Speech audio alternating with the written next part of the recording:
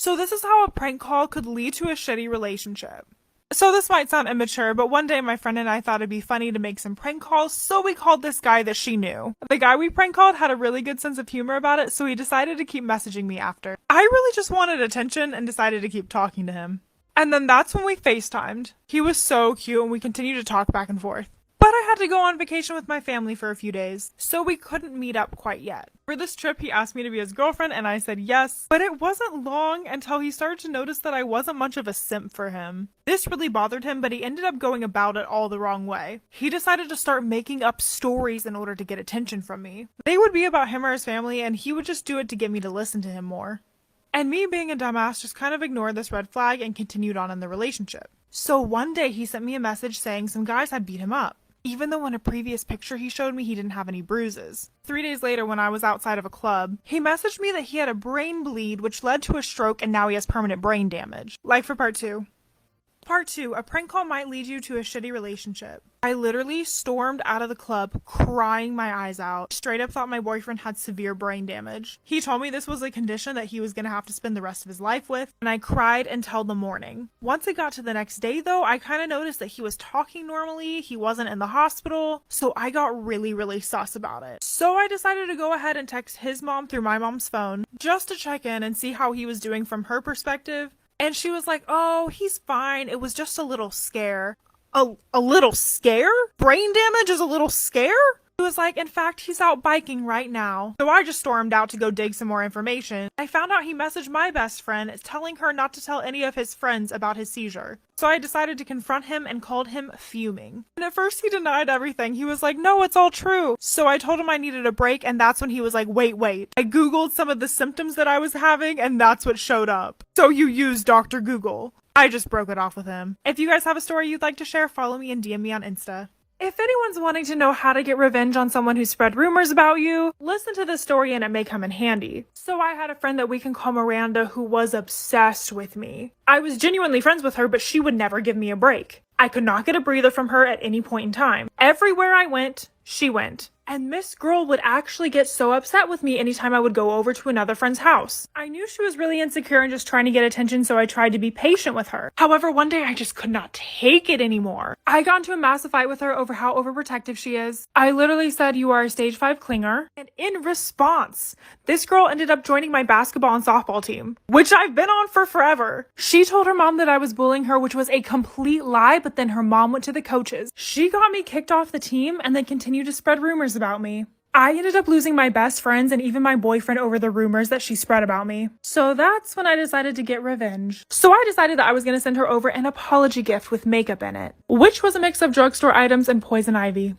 So I got revenge on my obsessive best friend for spreading rumors about me. So I put together an apology gift for her for bullying her, even though I did not. The gift that I put together was some makeup I got from Walgreens, but I decided to add some poison ivy to the eyeshadow so that she would get a rash. I then set up a hidden camera and watched as she put it on. And as expected, the rash started to form. After she noticed, I started to tell her off and accuse her of all the stuff she did to me. And she was so pissed that I managed to get a confession out of her. She was very much just like, yeah, I did that. Literally over me not wanting to spend every waking second with her. And the best part of it is that she threatened me on camera. So I cut out the part about the poison makeup and told her if she didn't tell my friends, coaches, and significant other what she was doing, I would send the video to everyone. So she admitted to all of her crimes and I got back on the team. I got my friends back and my boyfriend apologized. I ended up totally fine and she ended up losing credibility with basically everyone. If any of you guys have a story you'd like me to share on my TikTok, follow my Instagram and I'll show you how. So this is about the time that I dated a sociopath. So I met this guy that we'll call Aaron at my best friend's birthday party. He was super attractive, but honestly, I was flirting with his friend the whole night, which looking back on it, I think is what got his attention. By the end of the night, he went out of his way to talk to me, and I noticed just how absolutely charming he was, and I was shocked that he was single. So he asked for my number, and I of course gave it to him. And for our first date, we ended up going hiking. PSA for your safety, I do not recommend this for a first date. While everything seemed fine originally, this is where the conversation got weird. He talked to me about how he was attracted to me because I was going into the mental health field. He feels like no one can figure him out. He struggled with relationships for years because he continually puts on masks for people, but they can only last for so long before they come off and a breakup occurs and the other person sees his true self. but he says that this is why he's so good at sales. He's able to be whoever he wants to be for each person. He customizes it. Never once did he talk about his own emotions regarding situations, just his protection of his own reputation, as if he sees people as a way to get something or protect something. Soon I was contacted by a family member. Stay tuned for part 2. Hey guys, so welcome to part 2 of me dating a sociopath. So his cousin reached out to say that this is what he does to girls. He stays in someone's life for a little bit, absolutely destroys it, and then pieces out. The person that he dated before me was a mom of 2 kids. He walked into her life, pretended to be a father figure, and then once he couldn't hold that mask for too long, he left. He only lasted like 3 months. Of course, me being absolutely stupid, I decided to continue dating this person. Part of it was because I was attracted to them, and another part was just pure fascination. He always told me what I wanted to hear. Looking back on it, I know that I was just another person that he customized whatever he had to say to. But not only did he win me over, he went out of his way to impress every single person in my life so that he would for sure have an in. And then on my birthday of last year, he called me to tell me he was too busy to date me. And I was beyond upset with myself for seeing so many red flags and still continuing. And that's when one of his best guy friends reached out to me, saying that he had been dating my best friend's little sister the entire time, talking to her and going on dates with her, having her over right after me, completely two timing.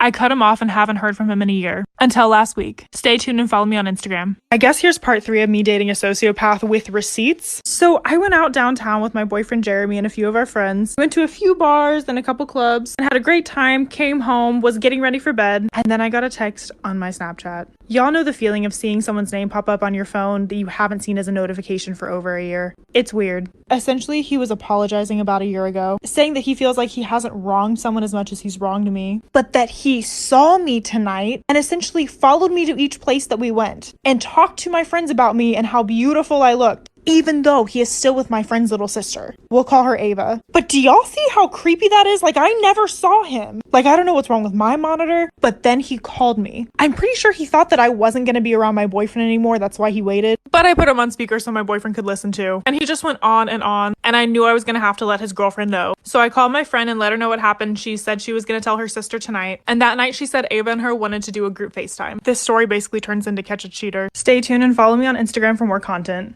Okay, here's part 4 to dating a sociopath. So I got on the phone with my best friend and Ava said, and I quote, that Aaron let her know about the phone call and the text messages, but said it was because my boyfriend and I were following him around the entire night. What? She already knew that it was sus, and she had been having a gut intuitive feeling that the relationship wasn't okay for the past few weeks. So me showing her the message kind of just confirmed her feelings, and she was going to confront him on it and give him a chance to explain himself. Well, this man decides to contact me again. I immediately text Ava and send her the messages, and he asked to call me a second time. This is when we decide to record the phone call. If you guys want, I can put in a few of the clips just so you can see how this man finesses and charms. But during this phone call, he essentially said that the text messages between me and him made him come to the conclusion that his relationship with Ava was not at its best and he was going to meet with her to break up with her, but that they were obviously still going to be friends, and he was only concerned about his reputation and his standing with their family. This makes me wonder what he's even saying to other girls, since he's saying this with someone that's so close to them. Stay tuned for the update and add me on Instagram.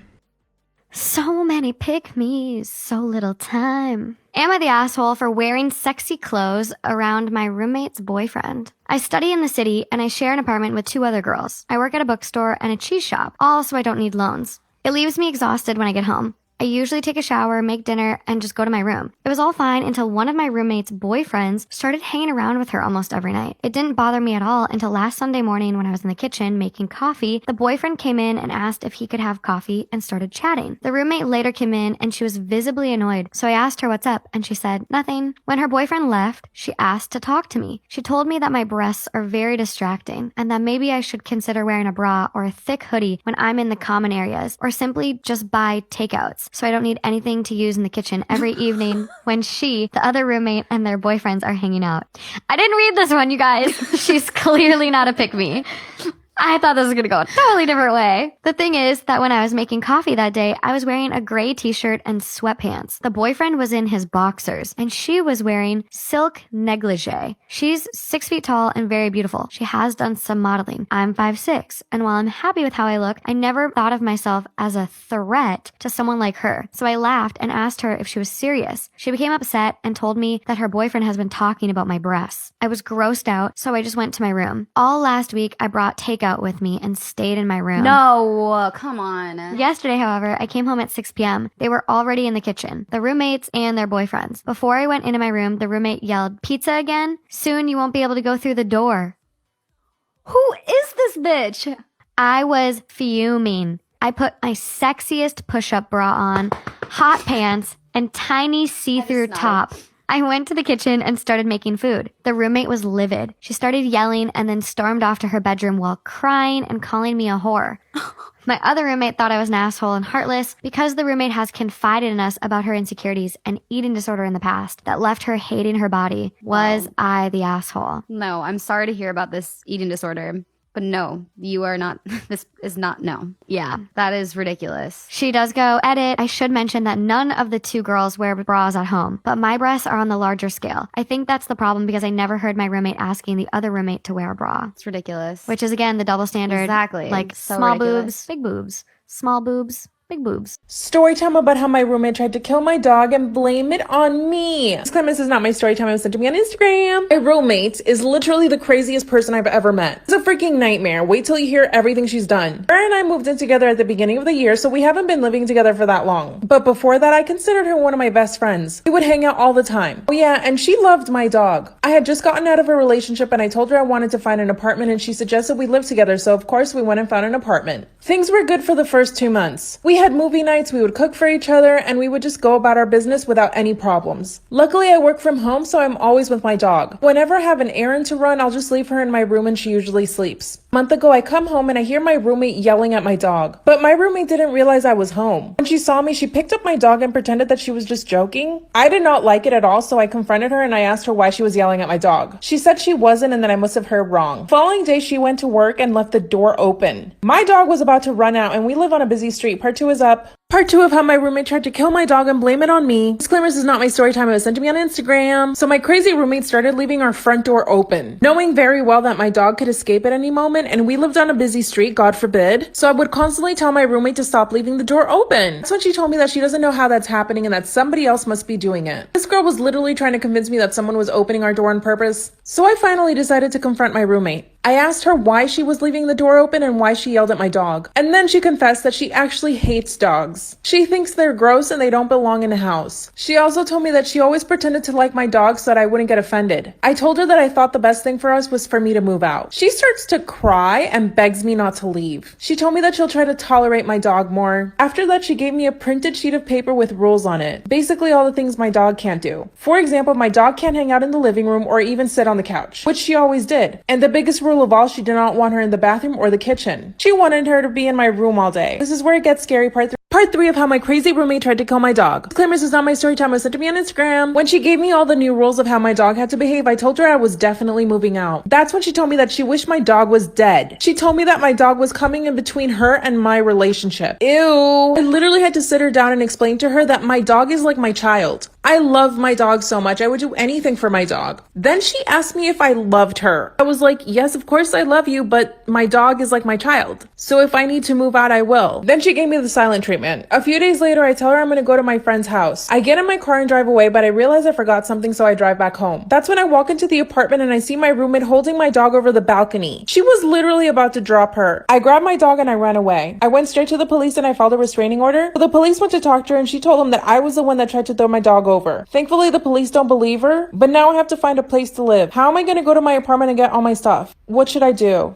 Story time of the sickest I felt in my whole life. You might want to hold your breath for this one. My boyfriend and I had been dating for like 8 months or so. I had my own place, so I let him move in with me. One day, my best friend decides that she wants to become a hairdresser, and so she started taking clients and doing people's hair. I became one of her clients because she did hair really good, and she didn't charge me as much because I was her bestie. And whenever I needed her to do my hair, she would come over to my place. Well, over time, my best friend and my boyfriend began to become closer. I didn't think anything of it because I trusted my best friend and my boyfriend. Sometimes my best friend and my boyfriend would be alone together because if she was doing my hair that day and I wasn't home, I would make my boyfriend open the door for her. She could just go ahead and walk on in, get her stuff set up, and then once I was there, she could do my hair. Like I said, I trusted them enough, so I wasn't worried about it. Bitch, I should have been worried about it. One night, my boyfriend tells me that he's gonna be working a little late that night. So, I'm like, okay, that's fine. So that night, I was just sitting on my bed scrolling through my social. Then I opened Snapchat. watching my best friend's story and she had made a brand new private story. She added me to that story and there was a picture of my best friend and my boyfriend in bed together. The pain in my chest when I saw the picture of my best friend and my boyfriend in bed together,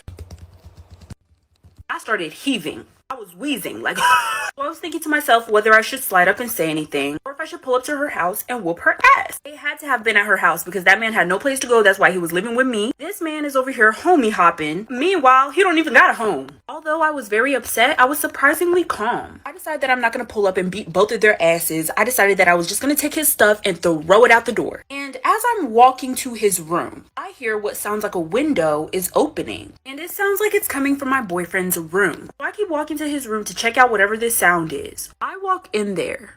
And there my best friend and my boyfriend are sleeping on the bed that I bought him in my house. Like I said, I walked in the room and saw my best friend and my boyfriend sleeping. I'm like, okay, we taking naps, bitch, in my fucking house. Let's take a fucking nap, then I'm gonna put both of y'all to sleep. So my boyfriend actually looked like he was sleeping, but I could tell that my best friend was faking it because she had just posted that snap only 10 minutes ago. It was clearly intended for me to see. So I walk up to the bed. I go over to where my boyfriend is sleeping, and when I tell you, I smacked the shit out down there, whacked that nigga like I was trained for it. Meanwhile, my best friend's over there like, oh my god. I'm like, bitch, I'm about to get to you. But right now, we focusing on him. But I'm gonna get to you, I promise. So I lift the covers off of them, and I see that they're both naked. So that's really when I started pouncing on him, scratching him, biting him, you know, all that good stuff. Meanwhile, my best friend's over there trying to put her clothes on so she could go. Girl, you ain't going nowhere. Because after I was done pouncing on him, I charged towards her. Like for part 4.